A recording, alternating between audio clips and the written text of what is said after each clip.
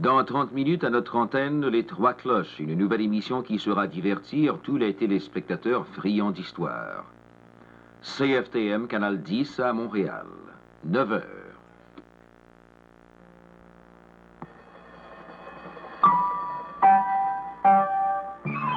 L'émission qui suit est télédiffusée en couleur.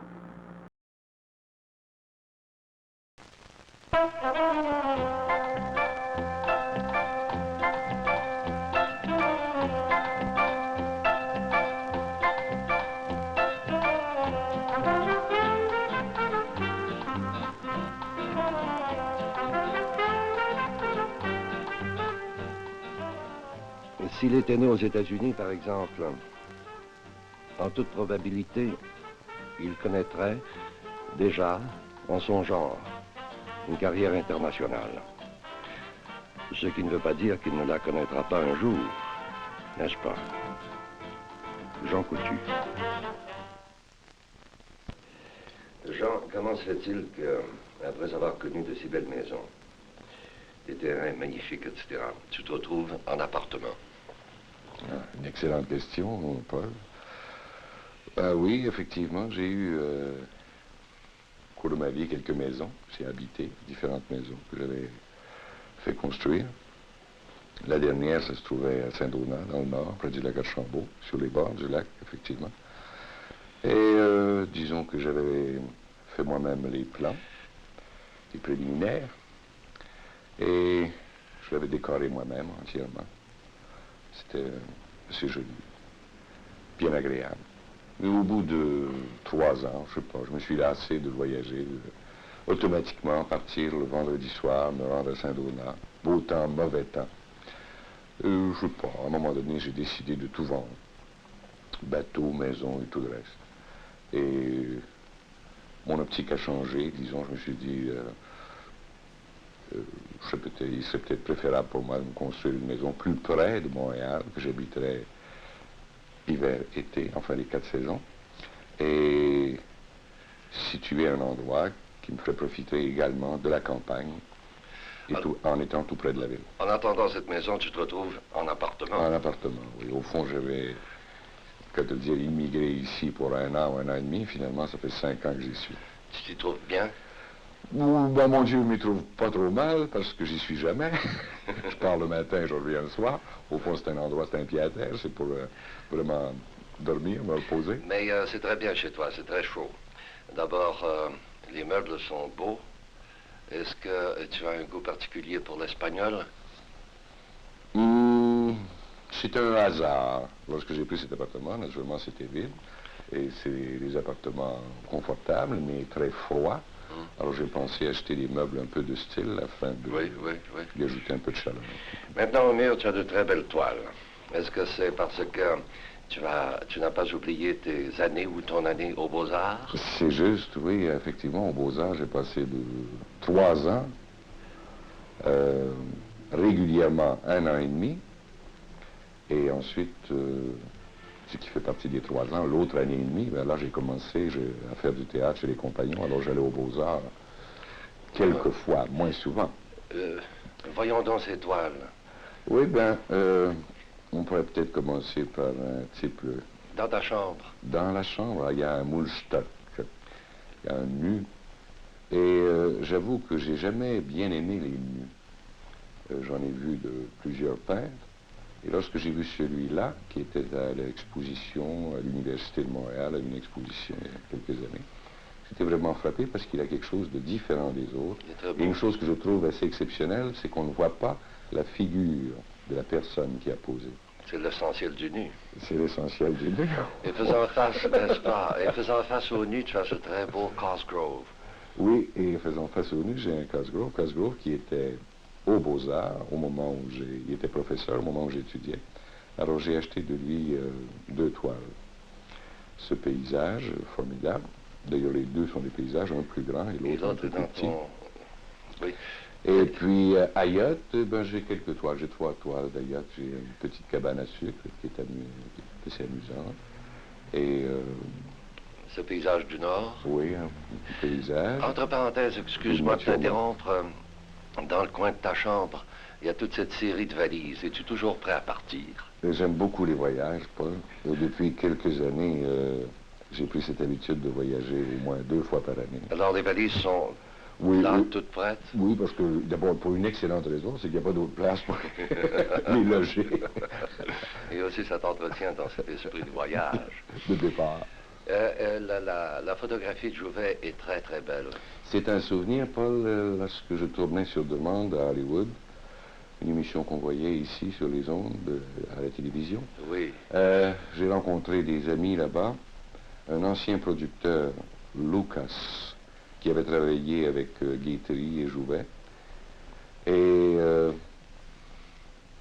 à l'occasion du passage de Jouvet pendant ou vers la Au début fin de la guerre. ou au début, je sais De pas. la guerre. Jouvet s'en allait jouer en Amérique du Sud. Et si je me rappelle bien, on avait interdit la venue de Jouvet ici à Montréal. C'était un peu ridicule à cette époque, mais enfin. Et alors, c'est des L'Union. photos qui avaient été prises là-bas à Hollywood. Et lorsque je les ai vues, j'ai demandé à Lucas de m'en donner une. Alors, comme j'ai toujours eu beaucoup d'admiration pour Jouvet, je l'ai placée ici. Elle est très bien. Est-ce que tu joues aux échecs? J'ai joué, je ne suis pas un excellent joueur, loin de là, mais j'ai joué pendant quelques années.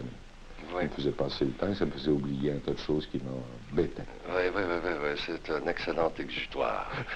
Et ce dessin? Le dessin qu'on voit Oui.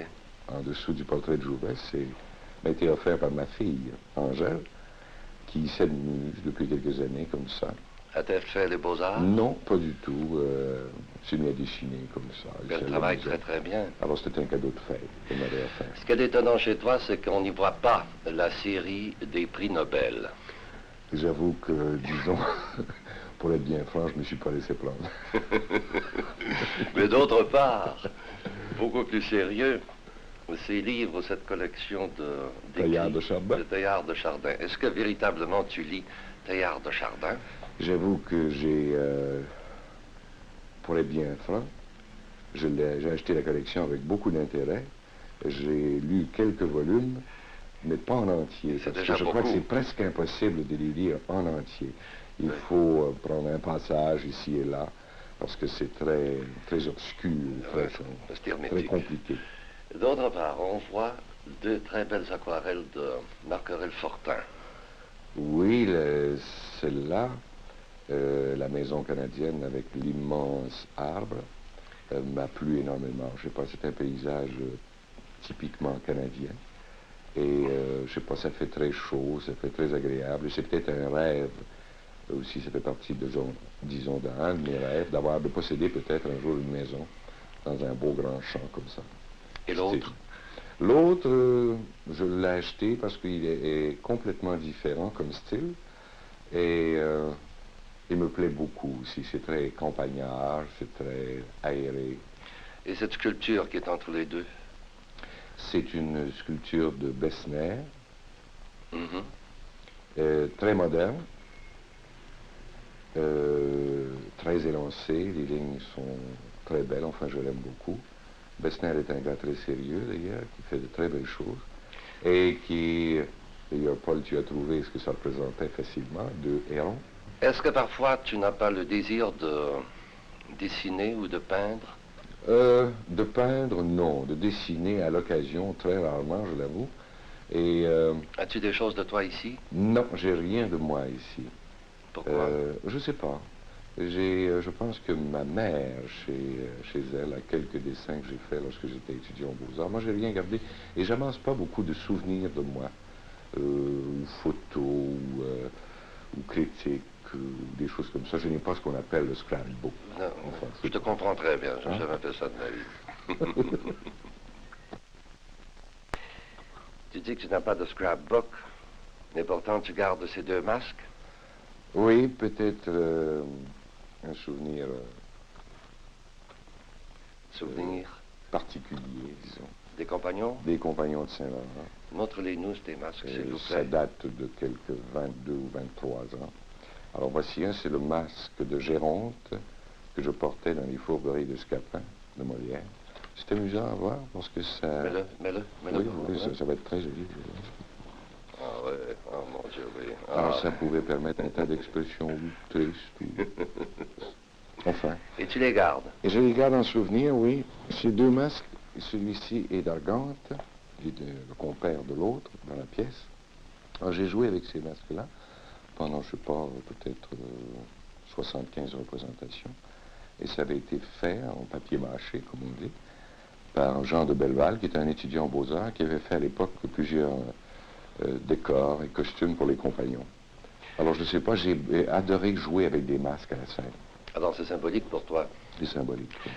Bon, avant de te quitter, vas-tu rester en appartement toute ta vie ou si tu vas te reconstruire une autre maison? Non, parlant de dessin tout à l'heure, j'allais dire justement que la seule façon dont je pratique le dessin, c'est à faire et à préparer des plans pour une maison future. Tu étais peut-être né pour être architecte. J'avoue que j'aime beaucoup ça. Ça te plaît? Au fond, je me demande ce que je fais dans le théâtre. J'aurais peut-être été meilleur comme architecte. Ah mon pauvre vieux, quand on a trop de dons.